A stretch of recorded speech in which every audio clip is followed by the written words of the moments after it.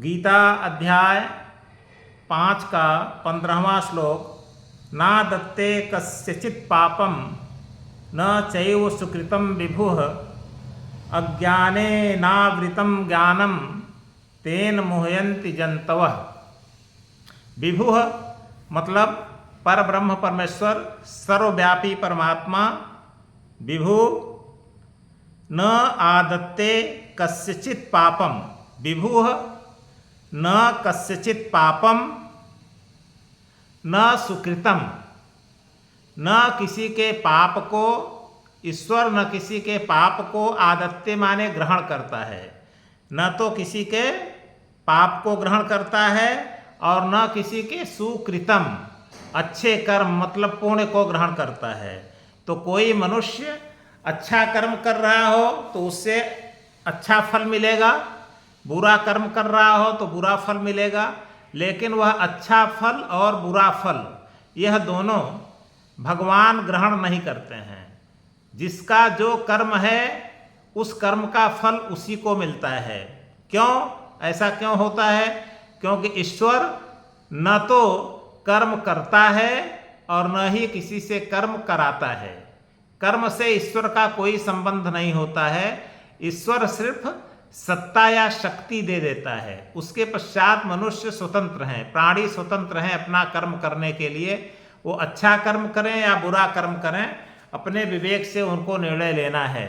तो यह सर्वमान्य सिद्धांत है कि कर्म जो करता है फल भी उसी को मिलता है।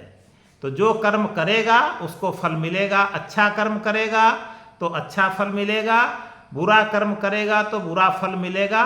लेकिन किसी मनुष्य के कर्म का फल उसी मनुष्य को मिलेगा, भगवान को नहीं मिलेगा, ईश्वर को नहीं मिलेगा। क्योंकि ईश्वर ने वो कर्म नहीं किया है, न तो ईश्वर ने वो कर्म कराया है। ईश्वर ने सिर्फ शक्ति दे दिया, सत्ता दे दिया। अब कर्म करना है, प्राणी को करना है, मनुष्य को करना है, मनुष्य अपना कर्म करे। इसे उदाहरण से समझा जा सकता है। जैसे सूर्य भगवान जब निकलते हैं तो प्रकाश देते हैं, चारों ओर प्रकाश छा जाता है सूर्य भगवान जब निकलते हैं। तो अब सूर्य के प्रकाश में अच्छे कर्म भी लोग करते हैं, बुरे कर्म भी करते हैं।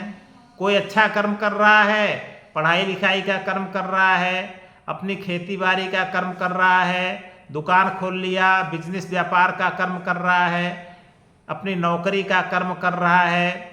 तो ये सब अच्छे कर्म।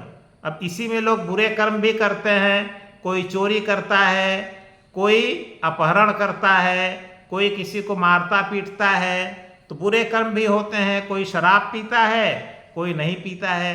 तो सूर्य भगवान अपनी एक सत्ता तो दे देते हैं कि हमने प्रकाश दे दिया, उजाला रात को समाप्त कर दिया, अब आप कर्म करो। अब कैसा कर्म करना है ये मनुष्य को सोचना है कि वो अच्छा कर्म करे या बुरा कर्म करे, और उस कर्म का फल उस मनुष्य को ही मिलेगा। सूर्य भगवान को किसी के कर्म का अच्छा कर्म है तो अच्छा फल भी सूर्य भगवान को नहीं मिलेगा, और किसी का बुरा कर्म है तो उसका बुरा फल भी मतलब पाप भी सूर्य भगवान को नहीं मिलेगा। तो न तो सूर्य भगवान पुण्य लेंगे न पाप लेंगे। वो सब कुछ जो जैसा कर्म करेगा वैसा उसको मिलेगा। तो दूसरी पंक्ति में कहते हैं भगवान कृष्ण, अज्ञानेनावृतम अज्ञानेन आवृतम ज्ञानम तेन मोहयन्ति जन्तवः। ज्ञान अज्ञान से ढका हुआ है और उसी के द्वारा सभी प्राणी मोहित हो जाते हैं। तो ज्ञान अज्ञान से ढका हुआ है। तो ज्ञान क्या है? ज्ञान ये है कि हमारे शरीर के अंदर जो चेतन सत्ता है, सत्य वही है, वही स्थायी है और वही अविनाशी है, चेतन सत्ता। उसके अलावा जो कुछ भी है सब जड़ है। तो जड़ क्या है? शरीर, मन, बुद्धि, इंद्रियां, सारा संसार, ये सब जड़ हैं। तो चेतन का संबंध चेतन से ही होना चाहिए, जड़ से नहीं। लेकिन ये तो ज्ञान है। अज्ञान क्या है? चेतन अपना संबंध जड़ से स्थापित कर लेता है, इंद्रियों से स्थापित कर लेता है, शरीर से स्थापित कर लेता है, संसार से स्थापित कर लेता है। तो जब जड़ से संबंध स्थापित कर लेता है तो जड़ता का आरोप हो जाता है। फिर जो भी कर्म करता है, इंद्रियों से जो भी कर्म होते हैं और उसका जो भी फल मिलता है, तो फल से आसक्ति भी हो जाती है। जब आसक्ति हो जाती है तो उस फल को भोगना भी पड़ता है। तो पुनरपि मरणम पुनरपि जननम पुनरपि जननी जठरे शयनम, बार बार जन्म होता है, बार बार मृत्यु होती है, मनुष्य प्रारब्ध को भोगता रहता है। तो यह सब ज्ञान है। चेतन सत्ता और जड़ सत्ता को अलग अलग समझना यह ज्ञान है। और जड़ सत्ता में ही अपने को आरोपित कर देना, अपने को जड़ के साथ संबंध स्थापित कर लेना, अपने को जड़ समझ लेना, यही अज्ञान है।